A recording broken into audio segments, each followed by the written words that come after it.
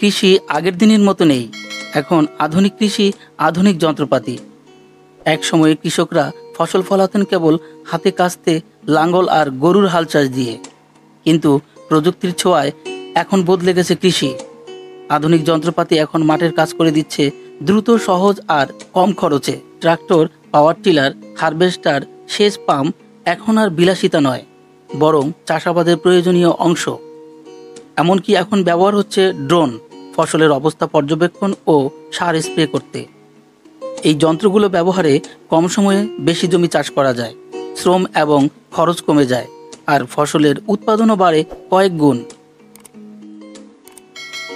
তবে এই আধুনিক কৃষি ব্যবস্থায় কিছু চ্যালেঞ্জ রয়েছে, যেমন যন্ত্রপাতির উচ্চ মূল্য, রক্ষণাবেক্ষণের সমস্যা এবং প্রযুক্তির ব্যবহারে অনেক দেশেই অভিজ্ঞতার ঘাটতি রয়েছে। তবুও কৃষি এখন কৃষি নয়, এটা একটি প্রযুক্তি নির্ভর খাত। সরকারি ও বেসরকারি উদ্যোগে যদি কৃষকদের প্রশিক্ষণ ও সহায়তা বাড়ানো যায়, তবে ভবিষ্যতের কৃষি হবে আরও টেকসই, আরও লাভজনক। পরিশেষে বলতে গেলে আধুনিক যন্ত্রপাতি শুধু কৃষকদের হাতের একটি সহায়ক নয়, বরং দেশের খাদ্য নিরাপত্তার ভবিষ্যৎ।